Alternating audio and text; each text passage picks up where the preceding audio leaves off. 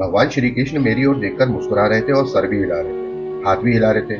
जब मैं उनके संदेश को नहीं समझ पाया तो आशीर्वाद देने की मुद्रा में हाथ उठाकर वे अंतर ध्यान हो गए। मन एक अद्भुत आनंद से भर उठा। मुझे ऐसा लगा कोई आध्यात्मिक घटना घटित होने वाली है। भगवान श्री कृष्ण के दर्शन के एक सप्ताह बाद 19 जून 1936 को दोपहर में 3 बजे मुंबई में होटल के कमरे में मैं बैठा ध्यान कर रहा था कि अचानक एक दिव्य प्रकाश कमरे में फैल जाने से मेरा ध्यान टूट गया। मेरे खुले और विस्मय विस्फारित नेत्रों के सामने संपूर्ण कमरा एक अद्भुत विश्व में बदल गया। सूर्य प्रकाश एक स्वर्गीय तेज में बदल गया। रक्त मांस के शरीर में श्री युक्तेश्वर जी को अपने सामने खड़ा देखकर आनंद की लहरें मुझ पर छाने लगी। मेरे प्रभु, मेरे गुरुदेव, मेरे प्रियतम, आप मुझे छोड़कर क्यों चले गए थे? आनंद के कारण मैं असंबद्ध बोलने लगा था। आपने मुझे कुंभ मेले में जाने ही क्यों दिया? आपको छोड़कर चले जाने के लिए मैंने अपने आप को कितना कोसा है। जहाँ मुझे बाबा जी का प्रथम दर्शन हुआ था, उस तीर्थ स्थल का दर्शन करने की तुम्हारी आशा भरी खुशियों पर मैं पानी फेरना नहीं चाहता था। मैं तो थोड़ी देर के लिए ही तुम्हें छोड़कर गया था। क्या आप फिर से तुम्हारे पास नहीं आ गया हूँ? पर क्या आप यही हैं गुरुदेव, ईश्वर के वही सिंह? अभी आपने जो शरीर धारण किया है वह क्या बिल्कुल उसी शरीर के समान है जिसे मैंने पूरी की निर्दयी बालू में समाधिष्ट कर दिया था? हाँ बेटा, मैं बिल्कुल वही हूँ। यह रक्त मांस का शरीर मेरी दृष्टि में यह केवल आकाश तत्व का बना है, परंतु तुम्हारी दृष्टि के लिए यह जड़ देह है। मैंने सृष्टि के परमाणुओं से पूर्णतः नए शरीर की सृष्टि की है, जो बिल्कुल उस स्वप्न दृष्टि के शरीर जैसा है जिसे तुमने समाधिष्ट किया था। वस्तुतः मेरा पुनरुत्थान हो चुका है, पृथ्वी पर नहीं बल्कि एक सूक्ष्म लोक में। इस पृथ्वी के मानवों की तुलना में उस लोक में वास करने वाले लोग मेरे उच्च आदर्शों के अधिक अनुरूप हैं। तुम और तुम्हारे उन्नत प्रियजन भी किसी दिन उस लोक में मेरे पास आ जाओगे। मृत्युंजय गुरुदेव, मुझे और अधिक बताइए। श्री युक्तेश्वर जी ने बताया, जिस प्रकार कर्मों से मुक्ति पाने में मनुष्यों की सहायता करने के लिए संतों और सद्गुरु को इस संसार में भेजा जाता है, उसी प्रकार एक सूक्ष्म लोकों में वहां रहने वाले लोगों की मुक्त होने में सहायता करने का मुझे आदेश दिया गया है। उस लोक को हिरण्य लोक कहते हैं। वहां मैं उन्नत आत्माओं की सूक्ष्म जगत से कर्मों में मुक्ति पाने में और इस प्रकार सूक्ष्म जगत में बार बार पुनर्जन्म से मुक्त होने में सहायता करता हूँ। हिरण्य लोक के अधिकतर निवासी आध्यात्मिक दृष्टि से बहुत उन्नत है।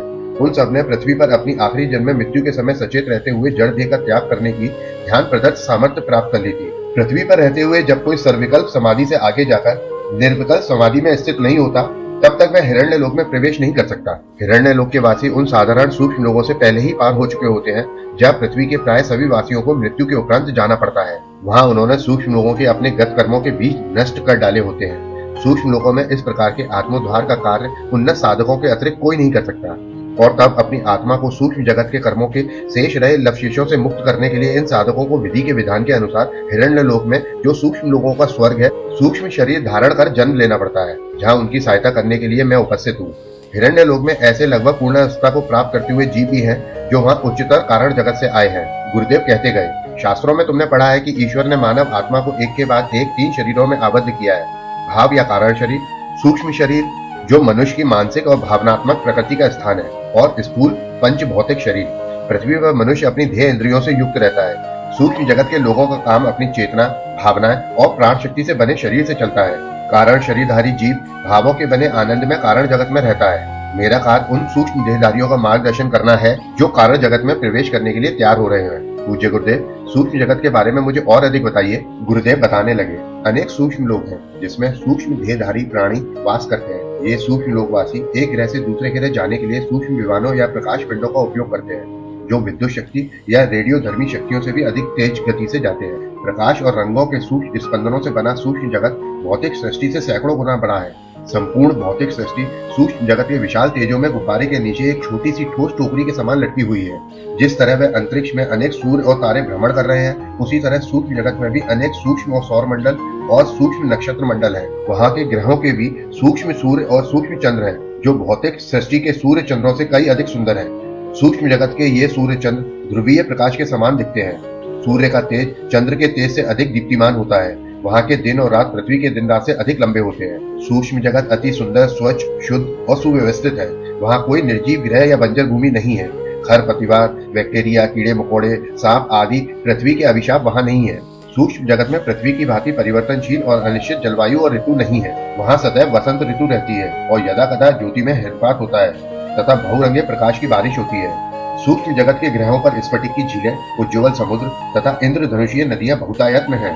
सूक्ष्म जगत के सूक्ष्मतम स्वर्ग हिरण्य लोक में तो नहीं, परंतु साधारणतः सूक्ष्म जगत में करोड़ों जीव वास करते हैं। इसके अतिरिक्त वहाँ असंख्य परियां, मत्स्य कन्याएं, मछलियां, पशु, बौने, भूत प्रेत और उपदेवता भी रहते हैं। ये सब अपने अपने कर्मों की गुणवत्ता स्तर के अनुसार सूक्ष्म जगत में विभिन्न ग्रहों पर रहते हैं। अच्छी और बुरी आत्माओं के लिए विभिन्न देवी प्रसाद या स्पंदनात्मक क्षेत्रों की व्यवस्था है।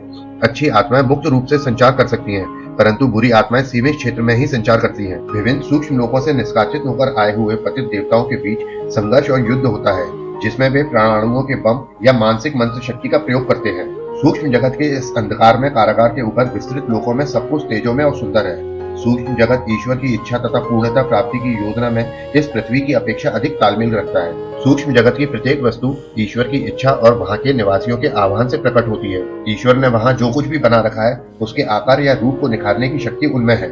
ईश्वर ने अपनी सूक्ष्म जगतवासी संतानों को अपनी इच्छा अनुसार सूक्ष्म जगत में फेरबदल करने या सुधार करने की स्वतंत्रता और अधिकार दे रखा है। सूक्ष्म जगतवासी अपनी इच्छा के अनुसार रूप धारण कर सकते हैं या उसे विसर्जित भी कर सकते हैं। वे किसी भी अटल निश्चित नियम से आबद्ध नहीं है। सूक्ष्म जगत में कर्मों के अनुसार कुछ बंधन तो हैं, परंतु विविध रूपों में किसी विशेष रूप का कोई विशेष महत्व नहीं है। वहाँ सब कुछ ईश्वर के सृजनकारी प्रकाश से स्पंदित है। वहाँ कोई भी नारी गर्भ से जन्म नहीं लेता। सूक्ष्म शरीर पर ठंड या गर्मी का कोई प्रभाव नहीं पड़ता। सूक्ष्म शरीर में सूक्ष्म मस्तिष्क अर्थात प्रकाश का सहस्त्रदल कमल होता है तथा सुषुम्ना में स्थित 6 चक्र जागृत होते हैं। हृदय सूक्ष्म मस्तिष्क से महाप्राण शक्ति और प्रकाश प्राप्त करता है और उसे सूक्ष्म नाड़ियों तथा शरीर में प्रवाहित करता है। गुरुदेव ने आगे कहा, आकाशयुक्त त्रियामी भौतिक जगत का ज्ञान केवल पंचेंद्रिय द्वारा ही हो सकता है, परंतु सूक्ष्म लोगों का ज्ञान सर्व समावेशी छठी इंद्रिय अर्थात अंतर्ज्ञान से ही होता है। सारे सूक्ष्म जगतवासी केवल अंतर्ज्ञान से ही शब्द, स्पर्श, रूप, रंग, गंध की अनुभूति कर लेते हैं। उनकी 3 आंखें होती हैं, जिनमें से 2 अर्धोन्मिलित होती है और तीसरा नेत्र ललाट पर स्थित होता है, जो हमेशा ही खुला रहता है। पृथ्वी पर मनुष्य के शरीर को असंख्य खतरे होते हैं। यह आसानी से घायल हो सकता है तथा इसके अंग काटे भी जा सकते हैं, परंतु सूक्ष्म शरीर कभी कभी कट भी सकता है और घायल भी हो सकता है, किंतु वह इच्छा मात्र से ही सही हो जाता है। गुरुदेव, क्या सूक्ष्म जगतवासी सुंदर भी होते हैं? सूक्ष्म जगत में सौंदर्य को एक आध्यात्मिक गुण माना जाता है, इसीलिए सूक्ष्म जगत के लोग चेहरे को अधिक महत्व नहीं देते, परंतु जब चाहे अपनी इच्छा अनुसार वे नया सुंदर शरीर धारण कर सकते हैं। हिरण्य लोग जैसे सूक्ष्म जगत के उच्च लोकों में तब आनंदोत्सव मनाए जाते हैं जब आध्यात्मिक उन्नति द्वारा कोई जीव सूक्ष्म जगत से मुक्त होकर उसके स्वर्ग अर्थात कारण जगत में प्रवेश करने के योग्य हो जाता है। ऐसे अवसरों पर अदृश्य परमपिता तथा उसमें विलीन हो चुके संतजन अपनी अपनी पसंद का शरीर धारण कर उत्सव में सम्मिलित होते हैं। अपने प्रिय भक्त को खुश करने के लिए परमपिता उसकी इच्छा के अनुसार रूप धारण करते हैं। सूक्ष्म जगत के सभी लोकों में वास करने वाले जीवों को भी मानसिक यातनाएं हो सकती है। हिरण्य लोग जैसे उच्च लोकों में रहने वाले उन्नत जीवों के कोमल मन को यदि उनके आचरण में या सत्यानुभूति में कोई भूल हो जाए तो अत्यंत दुख होता है। सूक्ष्म जगत में जीवन की अवधि पृथ्वी लोक की अपेक्षा बहुत लंबी होती है। पृथ्वी की काल गणना के मानों के अनुसार कहा जाए तो सामान्य उन्नत की हुई आत्मा सूक्ष्म जगत में साधारणतः 500 से 1000 वर्ष तक जीवित रह सकती है। सूक्ष्म जगत में रहने वालों को अपना तेज युक्त शरीर छोड़ते समय मृत्यु के साथ कष्टकर संघर्ष नहीं करना पड़ता है, परंतु इनमें से कुछ लोग अपना सूक्ष्म शरीर छोड़कर उससे भी सूक्ष्म कारण शरीर में जाने के विचार मात्र से किंचित घबरा उठते हैं। सूक्ष्म जगत अनचाही मृत्यु, रोग, व्याधि और वृद्धावस्था से मुक्त है। ये तीनों ही त्रास पृथ्वी लोक के अभिशाप है, जहाँ मनुष्य ने अपनी चेतना को एक दुर्बल जड़ शरीर के साथ पूर्णतः एक रूप कर दिया है। जड़ देह की मृत्यु के साथ श्वास रुक जाता है और बाद में शरीर कोशों का विघटन शुरू हो जाता है। पूज्य गुरुदेव, पृथ्वी लोक में और सूक्ष्म जगत में तथा कारण जगत में जो पुनर्जन्म होते हैं उसमें क्या फर्क है? गुरुदेव ने बताना शुरू किया। पृथक आत्मा के रूप में मनुष्य मूलतः कारणधारी शरीर आत्मा है। यह कारण शरीर 35 बीज रूप भावों का गर्भ स्थान है। इन 35 बीजों से ही वे 35 मूलभूत शक्तियां या कारक विचार शक्तियां विकसित हुई हैं, जिनसे विधाता ने बाद में 19 तत्वों वाले सूक्ष्म शरीर तथा 16 तत्वों वाले स्थूल शरीर का सृजन किया है। सूक्ष्म शरीर के 19 तत्व मनोमय, भावमय और प्राणमय हैं। ये 19 तत्व हैं बुद्धि, अहंकार, चित्त, मनस, पंच ज्ञानेंद्रियां जो शब्द, स्पर्श, रस, रूप, गंध की इंद्रियों के सूक्ष्म रूप हैं। पंच कर्मेंद्रियां जो प्रजनन, मल विसर्जन, वाणी, चलने फिरने और कौशल प्रकट करने की क्षमताओं का कार्य वहन करने में मानसिक संदेशों के आदान प्रदान का कार्य करती हैं, तथा पंच प्राण जो शरीर में चयापचय या रस प्रक्रिया का, अन्न के विघटित तत्वों को शरीर में आत्मसात करने का, रसों को शरीर की आवश्यकता अनुसार घन रूप में परिवर्तित करने का, मल निस्तारण तथा रक्त संचरण का कार्य करते हैं। इन 19 तत्वों से बना यह सूक्ष्म शरीर 16 रासायनिक तत्वों से बने स्थूल शरीर की मृत्यु के बाद भी जीवित रहता है। ईश्वर ने अपने भीतर ही विविध योजनाएं बनाई हैं और उन्हें स्वप्नों में प्रत्यक्ष रूप भी दिया है।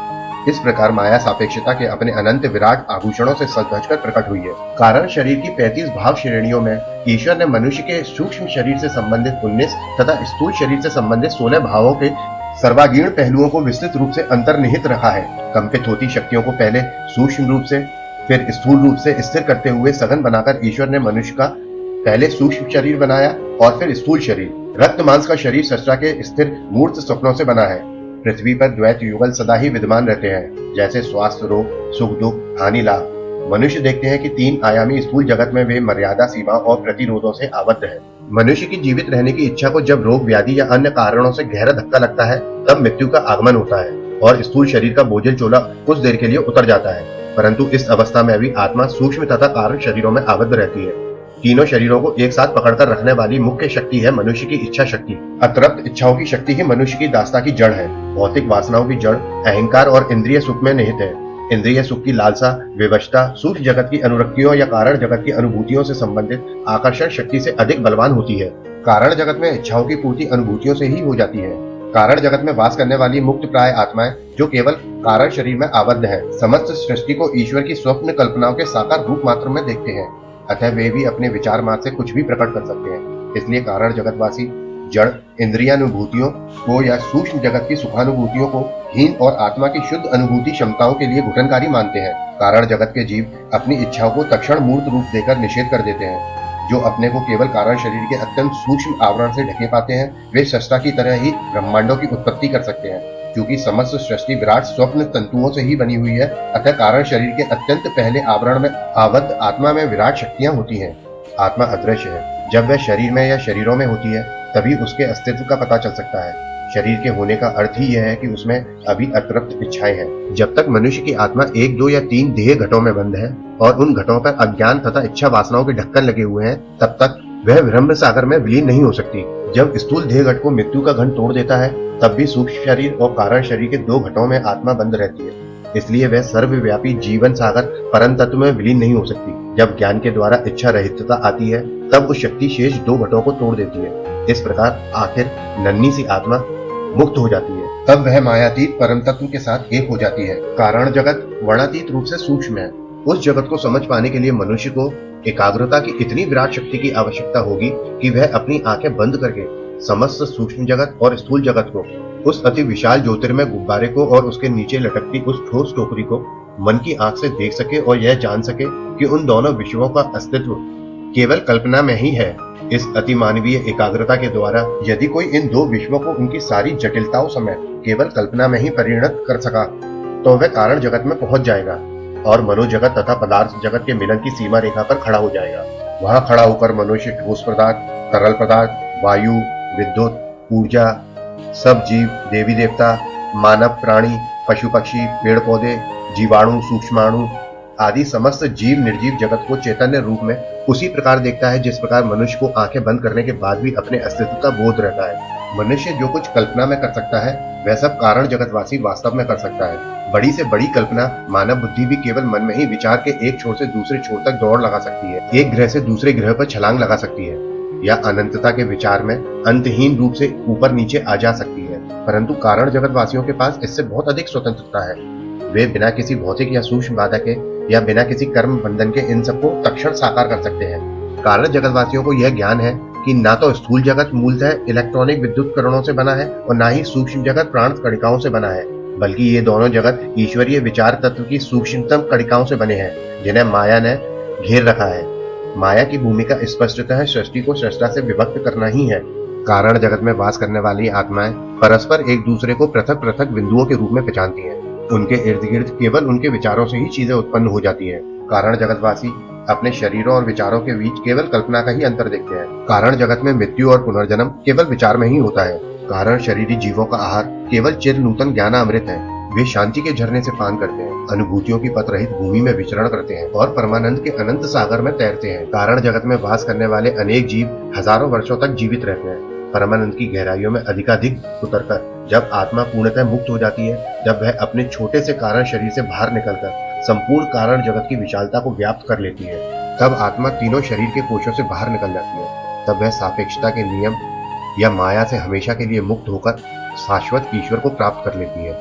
अविकसित मनुष्य को तीनों शरीरों से बाहर निकलने के लिए पृथ्वी पर और सूक्ष्म जगत में तथा कारण जगत में असंख्य जन्म लेने पड़ते हैं। यह अंतिम मुक्ति प्राप्त करने वाला सिद्ध चाहे तो दूसरे लोगों को ईश्वर तक पहुंचाने के लिए पृथ्वी पर अवतार लेकर आ सकता है, या मेरी तरह सूक्ष्म जगत में ही वास कर सकता है। वहां वास करने वाला उद्धारक वहां के लोगों के कर्मों के कुछ बोझ को अपने ऊपर लेकर उन्हें मुक्त करने में उनकी सहायता करता है। जब मनुष्य के सारे भौतिक कर्मों का अर्थात उसकी सारी इच्छा वासनाओं का पूर्ण नाश हो जाए, तभी वह सूक्ष्म जगत में अखंड वास कर सकता है। सूक्ष्म जगत में दो प्रकार के जीव रहते हैं। जिन जीवों के पृथ्वी लोक से संबंधित कर्म अभी शेष है, इसलिए उन्हें अपने कर्मों का ऋण चुकाने के लिए स्थूल शरीर धारण करना ही पड़ेगा। जिन जीवों के पृथ्वी से संबंधित कर्म अभी खत्म नहीं हुए हैं, वो सूक्ष्म जगत में मृत्यु होने के बाद सृष्टि परिकल्पनाओं के उच्च कारण जगत में प्रवेश नहीं पा सकते। उन्हें केवल स्थूल और सूक्ष्म जगत के बीच ही बार बार आवागमन करना पड़ेगा और बारी बारी से उन्हें 16 स्थूल तत्व से बने स्थूल शरीर तथा 19 तत्वों से बने सूक्ष्म शरीर का बोध होता ही रहेगा। इसके पश्चात गुरुदेव ने कहा, बेटा अब यह बात तुम्हारी समझ में अच्छी तरह आ गई होगी कि ईश्वर की आज्ञा से ही मेरा पुनरुत्थान हुआ है और यह पुनरुत्थान विशेषकर उन आत्माओं का उद्धार करने के लिए हुआ है जो कारण जगत से लौटकर सूक्ष्म जगत में पुनर्जन्म धारण करते हैं। उन आत्माओं के लिए नहीं जो पृथ्वी लोक से सूक्ष्म जगत में जाते हैं। पृथ्वी लोक से आने वाले जीवों के पृथ्वी से संबंधित कर्म यदि शेष हो तो वे हिरण्य लोक के समान किसी उच्च लोक में नहीं पहुंच सकते। पृथ्वी पर जागृत अवस्था में मनुष्य को अपने इन 3 माध्यमों का थोड़ा बहुत बोध तो रहता है। जब वह शब्द, स्पर्श, रस, रूप, गंध, इंद्रिय सुखों की प्राप्ति का प्रयास करता है तो वह मुख्यतः अपने जड़ शरीर के माध्यम से कार्य कर रहा होता है। कल्पना करते समय या इच्छा करते समय वह मुख्यतः सूक्ष्म शरीर के माध्यम से कार्य करता है। जब वह आत्मचिंतन या ध्यान की गहराइयों में डुबकी लगाता है तो वह अपने कारण शरीर के माध्यम से कार्य करता है। जो मनुष्य बार बार अपने कारण शरीर से संपर्क करने का अभ्यस्त होता है, उसी के मन में दिव्य प्रतिभा के विराट विचार आते हैं। गुरुदेव, आपका यह शरीर ठीक वैसा ही दिखाई देता है जैसा यह तब दिखाई दे रहा था जब पूरी आश्रम में आखिरी बार मैं इसके सामने रोया था। हाँ, मेरा यह शरीर पुराने शरीर का ही प्रतिरूप है। मैं अपनी इच्छा अनुसार जब चाहे इस शरीर को साकार रूप दे सकता हूँ, जब चाहे इसे विसर्जित भी कर सकता हूँ। इस शरीर को तुरंत विसर्जित कर अब मैं प्रकाश के माध्यम से तत्क्षण एक लोक से दूसरे लोक में पहुंचता हूँ, या सूक्ष्म जगत से कारण जगत में या स्थूल जगत में भी पहुंच जाता हूँ। गुरुदेव मुस्कुराए। आजकल तुम इतनी तेजी से यहाँ जा रहे हो, परंतु तुम्हें मुंबई में ढूंढ निकालने में मुझे कोई दिक्कत नहीं हुई। ओह गुरुदेव, आपकी मृत्यु पर मैं कितना गहरा शोक कर रहा था। क्या वाकई? पर मेरी मृत्यु हुई कहाँ है? अब मैंने तुम्हें अपने जीवन, मृत्यु और पुनरुत्थान की वास्तविकताएं बता दी है योगानंद। मेरे लिए शोक मत करो। अब मैं तुमसे विदा लेता हूँ प्रिय योगानंद। ये शब्द मेरे कानों से टकराते ही मैंने अनुभव किया कि मेरे बाहुपाश में ही गुरुदेव के शरीर विलय हो रहा था। बेटा, मेरी आत्मा के कड़कड़ में उनके शब्द गूंज रहे थे। जब भी तुम निर्विकल्प समाधि के द्वार से प्रवेश कर मुझे पुकारोगे, तब आज ही की तरह रक्त मांस के शरीर में मैं तुम्हारे पास आ जाऊंगा। यह दिव्य वचन देकर श्री युक्तेश्वर जी मेरी दृष्टि से ओझल हो गए। पुनरुत्थान द्वारा प्रकट होने वाले गुरुदेव के दर्शन करने वाला मैं अकेला ही नहीं था। श्री युक्तेश्वर जी के शिष्यों में एक वृद्ध महिला थी जिन्हें प्यार से लोग माँ कहते थे। उनका घर पूरी आश्रम के ही निकट था। गुरुदेव जब सुबह घूमने जाते थे तब प्राय उनसे बातचीत करने के लिए थोड़ी देर रुकते थे। 16 मार्च 1936 के दिन शाम को माँ ने आश्रम पहुंचकर अपने गुरु से मिलने की इच्छा व्यक्त की। आपको मालूम नहीं, गुरुदेव के स्वर्गवास को 1 सप्ताह हो गया। सेवानंद ने गुरुदेव के शरीर को समाधि दिए जाने का सविस्तार वर्णन किया। फिर उसने कहा, आइए मैं आपको सामने के बगीचे में उनकी समाधि के पास ले चलता हूँ। माँ ने सिर हिलाते हुए कहा, उनकी कोई समाधि नहीं है। आज सुबह 10 बजे वे हमेशा की तरह मेरे दरवाजे के सामने से घूमने गए। बाहर सूर्य के उज्जवल प्रकाश में कई मिनट तक मैंने उनसे बात की। उन्होंने ही मुझसे कहा था, आज शाम को आश्रम आ जाना। मैं आ गई हूँ। मेरे बूढ़े सफेद सर को आशीर्वाद प्राप्त हो। विस्मयचकित सेवानंद ने उनके चरणों में प्रणाम करते हुए कहा, माँ, मेरे हृदय पर से शोक का कितना भारी बोझ आपने दूर कर दिया। उनका पुनरुत्थान हो चुका है।